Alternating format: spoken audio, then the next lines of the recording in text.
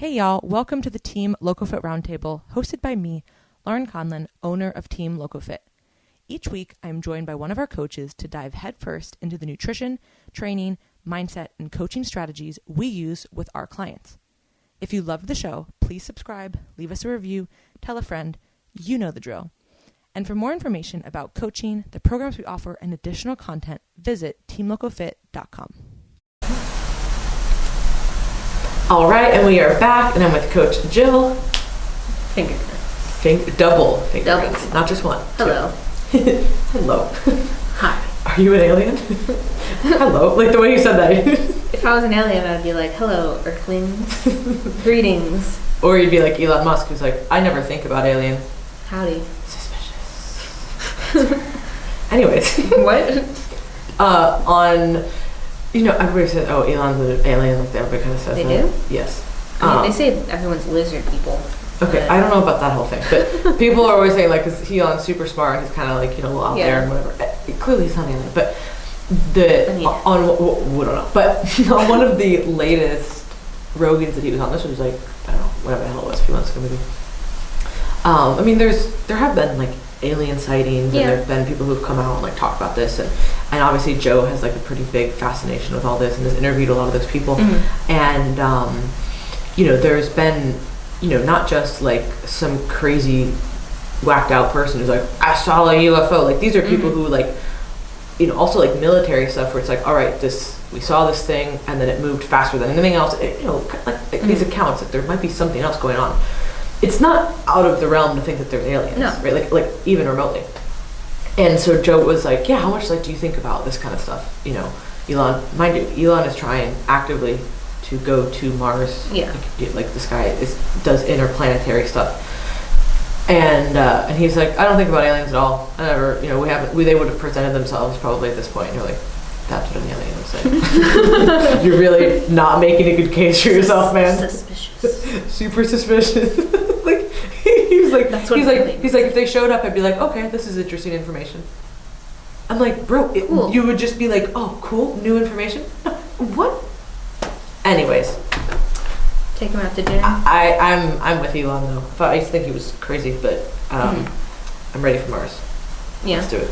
Are you sure about that? This is my side. Isn't this this is Star Trek? Whatever. They go in space. All right. I'm not ready, I guess. Are you telling me that I'm not ready for interplanetary travel because this is... Hey guys! All right. You're gonna what if this is like a middle finger? Yeah, this is like fuck you. This could be fuck you, an alien for all you know. And you're just gonna be like, hey, time to party. Whatever. I'm hopefully they'll be welcoming. So in any case, we are not talking about aliens today, even though we had a little brief intro on that. Yeah. We are talking about ways to measure progress in the off season. And this is something that a lot of people struggle with because it's a lot less concrete than like a dieting phase. Yeah.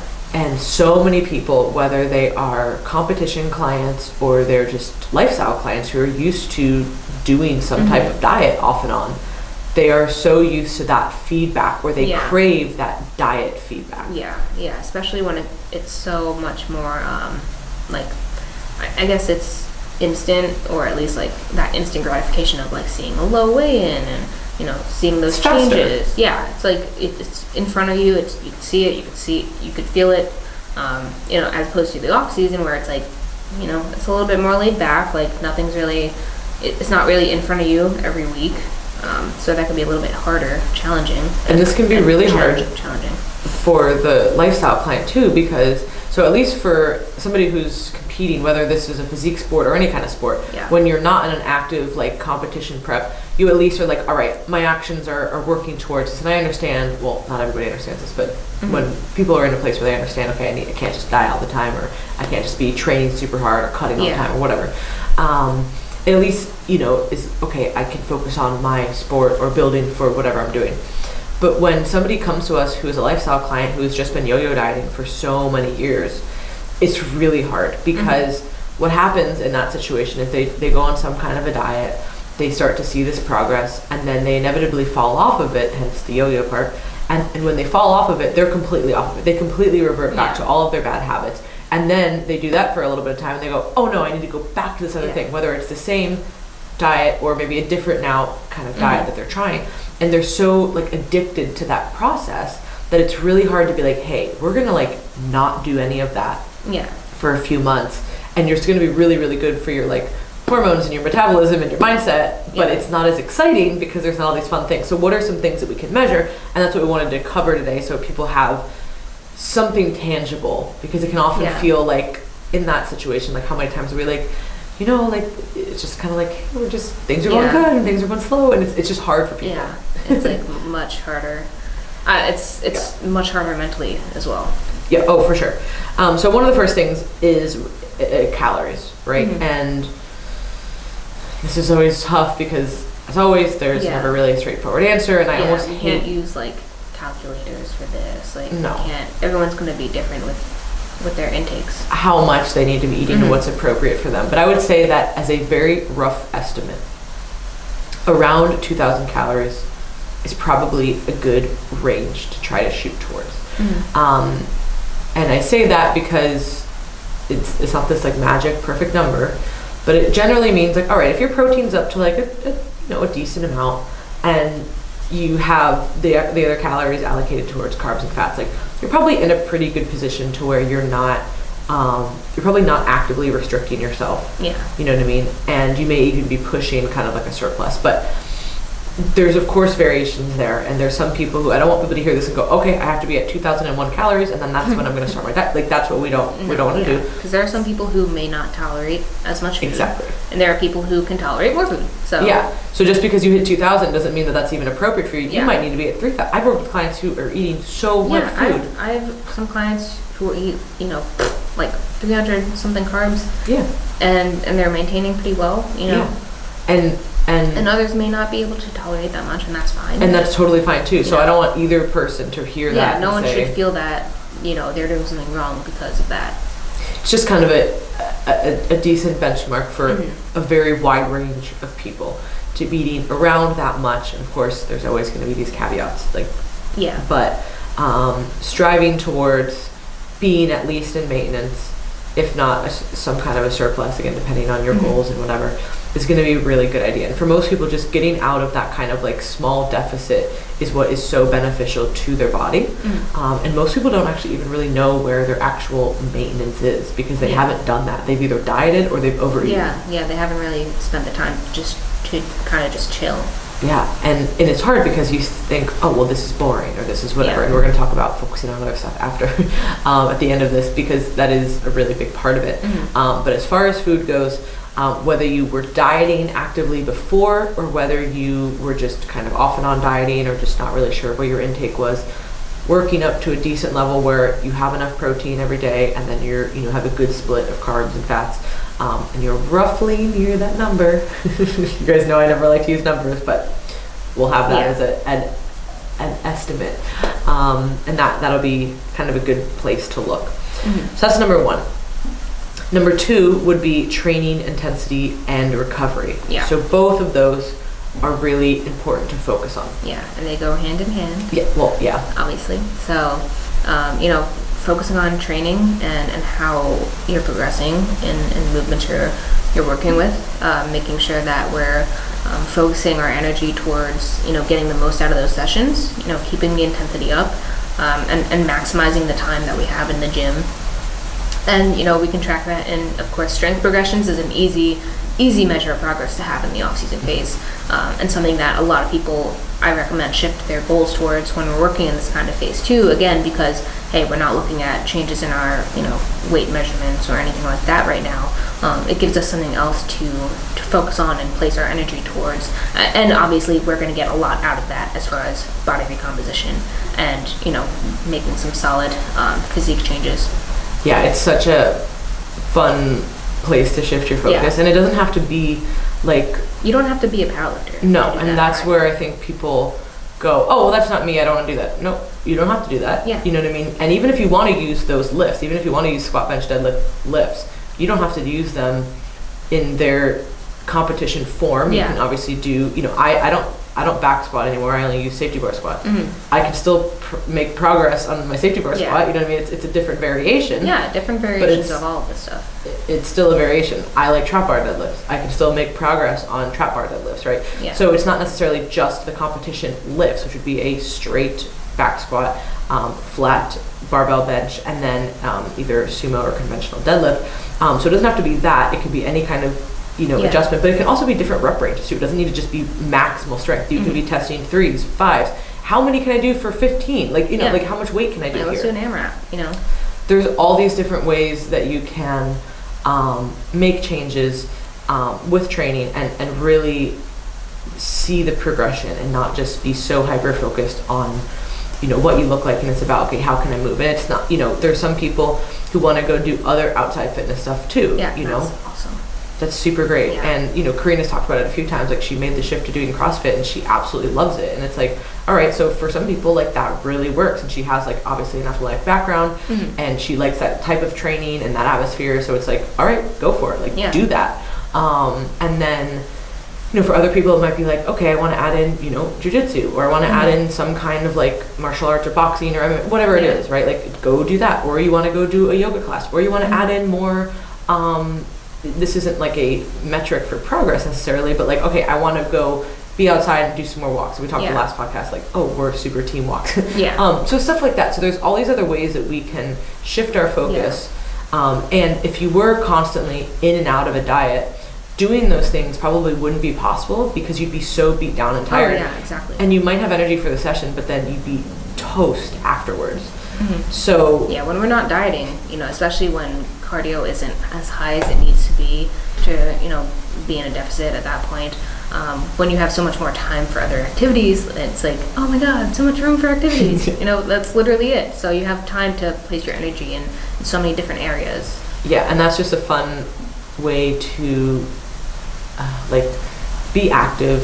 Why is it fun? Is that fun? I guess. Is it fun? Okay. Yeah, it could be fun. I'm like, is this fun? Like, sure, it can be fun to be Yeah. active. But like, you can do more fun. Maybe that's what I meant. You can do more like fun things too. And not more be like laid back things, as opposed to, like, I'm thinking in a competition prep lens, but I'm not. I know we're talking about like lifestyle, right? Or just in general. I mean, in general. Either. Like if I compare this to being prep and being very lean, like, obviously a lot of my time is going towards cardio and training. Yeah. And you're not going to have the recovery. and making sure I plan my day out so that I can, hit my shit.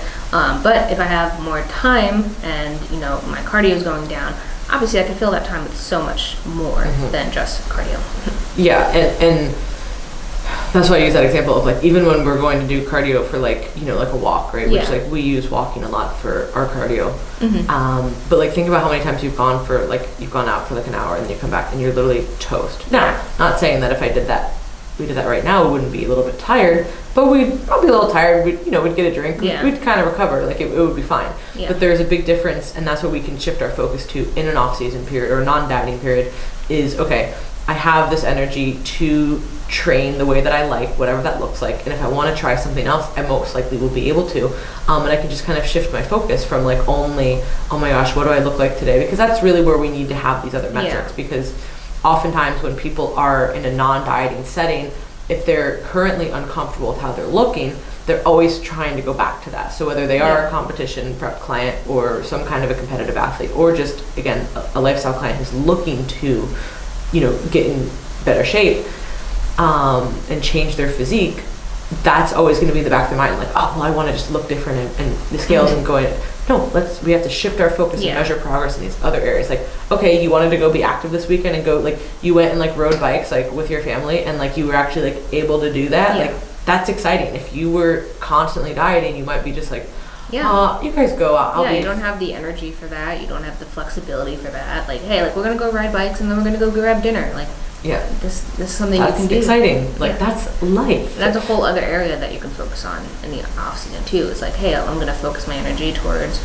building my relationships and maybe walking more, doing these other, setting some other fitness or non-fitness related goals. Yeah, so let's talk about that. So we kind of titled this like life wins. I don't really know what else we could title it. Yeah, it could be, but it's like a lot of things that aren't fitness related. Yeah. And honestly, we were talking about this before, but we think it's good to have something that's not strictly, say like competition prep related for you to be interested in. Sorry, I keep kicking the table. It's good to have some other like non-prep interests. And that's really because like, hey, like you can't spend your off season just looking at your watch waiting for the next time you're going to diet. I don't think that's going to be helpful, especially with getting the most out of that off season phase, managing it and coping with it appropriately, and getting you into a right mindset for managing, the majority of time, the normal life phase that you're going to be in for the time being. Yeah, if you're doing preps right, you're not in prep. You're in prep less than you are in the rest of your life. Yeah, exactly. So you want to make sure that the rest of your life is something that you like. Yeah. And if all you ever focus on is prepping and everything else is crumbling around you, well, at some point you're going to wake up a few years later and be like, wow, this is not how I wanted my life to be or where I thought it was going to be. So of course there has to be sacrifices.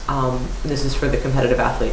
There's going to be sacrifices when you are competing. That's just the way that it goes. If you want to do something that's exceptional and hard, you're going to make sacrifices. And sometimes that is, whether that's a relationship or whether that is, just time spent doing other things. Like something has to give at some point. It just does. There's only so many fucking hours in the day. But the goal is that is not forever. Yeah. And I was listening to a podcast and I liked how Andy said this. He basically said, like everybody always talks about sacrifices. And he's like, when really we should be like framing it as like investments for our future. Because when you say it as like a sacrifice, you're always feeling like, oh, I'm sacrificing this, or like I'm missing out, or I can't go to this. It's like, no, maybe I can't go to this, but this is because it's an investment in my future goal or whatever it might be. That's an awesome way to put it. Yeah, so like sometimes that's what we have to do. But in that outside period, when we're not in that really tough, like, prep or whatever kind of phase it is, you have to have the rest of your life that you like to look at and live in. So, cultivating relationships, with significant others, with friends, with family, work goals. That's one of the best things that clients can do is like focus on, their work performance and like their leadership and their communication skills and like how to improve there, and like whether it's improving their own company or somebody else's company or their team that they lead. Like everybody is in charge of certain things, and you can always improve that situation. So why don't we focus on that in the off season when you have, again, more calories, more recovery, and we can put this effort into it. Not saying that when you're in some kind of a prep for an event that you just like, oh, fuck work, I'll just kind of get on by. Like, no, you still need to like try there, obviously, but there's certain periods where it might make more sense to like, okay, I'm really pushing, or if somebody's in school, something like that, there's going to be periods where it's like, all right, I really want to focus on these outside things, and my diet and everything is kind of just chilling in the background. It's like that's a constant. You have those foundational habits down too, so it's not so much of a huge focus. It's just kind of hanging out, doing its thing, and then you have different priorities for different phases. And I think that sometimes it's hard because a non-dieting period for people can be, like I said, it's boring. It's not as, that part is more boring, but I'm like, take that, whatever you think is boring here, and put that energy into something else. Like there are so many other things you could be doing, and they don't have to be fitness related. They could be like, personal development. They could be reading, researching. Maybe you like art. Maybe you like playing instruments. Maybe you want to go take a class. Like there are so many things you can go do, and if you have the energy and resources to go do them, that's what we should be focusing on. So life wins is another big one, whatever we're going to title that. But I kind of like that. It kind of makes sense. And then lastly, a really important measure in the off season is your relationship with food and exercise. This is a big one. Guys, I can't, like, we cannot stress this enough. Obviously we talk about this all the time, but we talk about it because it's still not, I'm going to continue to talk about this until that is the norm. So get used to it. Tell your friends. Honestly, like if we're talking prep specifically, right? That's an extreme. You're working on low calories, high cardio, however you want to, however the plan was for managing that, of course. But it's an extreme nonetheless. And coming back from that and making sure that before you even think about dieting again, that you're in a good spot, that you're not having trouble hitting your targets or adherence issues, that you're feeling good with managing the higher food, managing meals out, how are you handling untracked meals? Are you going balls to the wall, or is it, something you can manage realistically at this point and not go overboard? All those things matter when we're looking at, hey, like, how are we progressing with this area? And also, down the road, are we ready to even think about another season? Yeah, this is obviously so prevalent with anybody who's ever done a physique competition, I would say, just because of the nature of the sport. But this happens too to other athletes too, especially in weight class sports. You know what I mean? If you're always trying to make a weight for something, and you maybe develop these bad habits around it, right? Like that can be something that kind of is like, oh, well, if I go do this thing, well, then I'm going to be really far off my weight, and I got this other competition coming up. And if you don't really develop those right habits and that right relationship with food and exercise, that can be really damaging. And also for the lifestyle client who has, struggled before, and that again is the crux of all of this. If you are not able to have flexibility with your food and your environment, you are never going to be successful. Because nobody lives in a vacuum. Nobody lives in a bubble. Your circumstances are never going to be perfect. No. Even if the world is a simulation, which not really sure if it is or not, everything is still very chaotic. Yeah. And if you can't handle that, so today this is such a stupid example, and it doesn't matter right now because I am not, in a position where it matters for me, but I left the house. I didn't eat. I don't think I've ever done this ever in my whole 29 years of existence, but I left the house. I didn't eat breakfast. And I got here and I was literally walking from the parking lot. I was like, man, I'm kind of hungry. That's weird. I just had breakfast. And I was like, no, I didn't eat breakfast. I packed my lunch, packed everything up. I was going to eat, and then I just left. Yeah. So I got here and I said, all right, well, this is kind of awkward now because we're here for a little bit, and then I'm going to go to the gym. And I was like, well, whatever. So thinking in this situation, okay, I already had a meal with me.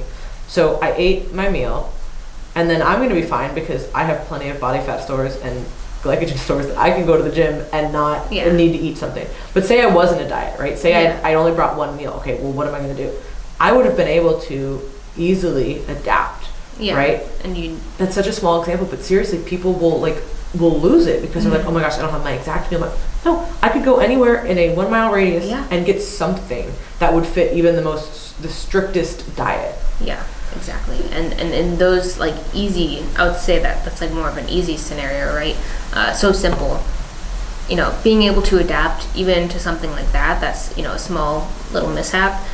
It's essential if you're going to be, if you're wanting to even diet in the first place, right? Yeah. If you can't do that, what makes you think that you can handle being in a calorie deficit when you're very unstable? Oh yeah, and especially in prep, there's times when you're there's a time in prep where you're never really gonna feel full, or you may not feel satiated after meals at some point. You're gonna feel a little bit more. What is that? You're gonna feel run down, and if you can't really go based on how you're feeling at that point. Hey, I'm tired, but I still have to get my cardio in. I still have to get my training in. I'm hungry. Does that mean I'm gonna go off my food? No. It's a point where, hey, this is no options. This is the game you're playing here. And if you don't have the basics down with being able to adapt and make it happen, and allow yourself that flexibility, you can't really expect to get the results that you're looking for. Definitely not. So relationship with food is super important, but also with exercise. And this is just kind of the last point of it. And it's very common for people to use either exercise or just activity in general to kind of have that sense of control, especially when it's in an off-season period where things are, like I said, a little bit more calm, a little bit more relaxed. But some people can resort to over-exercising or activity, overdoing some kind of activity, right? And thinking, oh my gosh, I only hit this many steps today. I gotta go clean the house. I gotta run around the house right now. Yeah, it's oh, my cardio dropped. I should just make up with it with step counts. No. That's not what we do. The point of this is to taper down cardio. Yeah. Not to compensate with other areas. Yeah.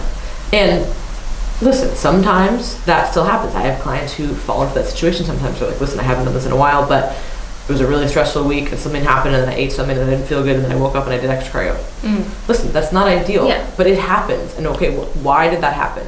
Right? Why did this have this trickle down effect, and how can we stop that from happening next time?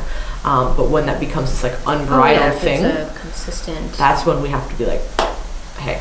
And the activity it's a tough one. So like the trackers, you know, like the watches and the whatever the hell, you know, all of like like this, any kind of activity tracker, it can become another point of obsession for some people. You know, not everybody, obviously many people have it and they don't care. But some people see whether it's the steps or the calories burned or some of them have like the scores. So like, you met your stand goal for the day. Yeah, but even like the recovery goals and like the HRV. I don't have any of that, but that's from that band. The Loop. Yeah. Yeah. So right, like if you have one of these things, it's like, oh my gosh, or like a sleep tracker, right? Which they are not like. You can get a general idea of kind of where you're at, but no sleep tracker at this point is qualified enough. Like it is not advanced enough to determine all of the like waves and stages of sleep. So when people are like, this dropped so much, like now maybe it did drop a little bit because we can see like the trend, but it's like I wouldn't be hanging my hat that's like the perfect tracker anyway, because it's not. No. You know what I mean? Like no tracker is going to be. We can use it as a trend. But it shouldn't be like the end-all be-all kind of a thing. So I'm not against any of those types of things, but as always, they can become this like obsessive thing, especially in an off-season when somebody feels like, oh, well, everything else is like really laid back, so like let me just like be really on top of it. It's like, all right, like I don't mind having ranges for people, and okay, like we try to stick within this amount of range for certain clients, but for some people, I have to bring it up because I'm like, wow, you're like really, really sedentary. So like we'll set a goal that way because it's like, listen, you know that you don't do anything, so like. If you're really sedentary at work, like go for this walk, or you know you need to do this amount of of activity. Yeah. But for some people, it's like we got to pull this back.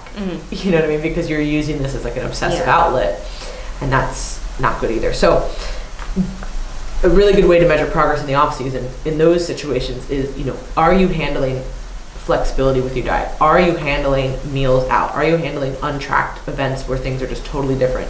Are you handling not over-exercising and not using activity as a way to kind of quell your struggles with the off-season? So that is the most important piece, I think. Because if you don't have that... if you don't have, like, the basic, like, the relationship down, it's going to make everything else harder. Especially if you go and try to drop food and add, like... No, it's not going to work. Any client that we've seen try to do that, I mean, it just doesn't work well. And it's, we want this effort to be successful. You know what I mean? Like we don't want a client to start something. We don't want to waste time knowing that, things aren't really set with that foundation. Yeah, and then it's going to be wasting your time, and then you're going to be frustrated, you know what I mean? So like we don't want that. Like we don't want you to be frustrated. So it's like, listen, like let's just take this time on the front end to do a little bit more work, and then on the back end you're going to get so much more reward. It's just going to maybe be a little longer. It's just setting us up for a successful dieting phase at that point, and making sure that hey, whenever we start, this length of time can differ for everyone, but whenever we start, we're going to be 100% ready to and then you're going to be happy that we took the extra time to work on that kind of stuff. For sure. So I think those are some really great ways that you guys can measure progress in the off season. These are some of the ways that we measure our clients' efforts and kind of when we determine how they're doing, and okay, when would be a good time to transition to either a cut or a prep or whatever it might be. So thank you guys, as always, for listening. If you want to apply for coaching, you can go to teamlocofit.com. You can also send us an email through there. Send us any kind of suggestions for the podcast as well. Read articles that the team has written, and also check out the other podcasts. So thank you guys, as always, and... leave a podcast review. Yes. 10 stars. 10 stars. That's all I'm asking. Jill wants one thing in life, and it's 10-star reviews. So just give her what she wants. I don't want anything else. I'm here for 10-star reviews. That's it. Exclusively 10-star reviews. 10 stars or bust. So thank you guys so much, and we'll talk to you next week. Bye.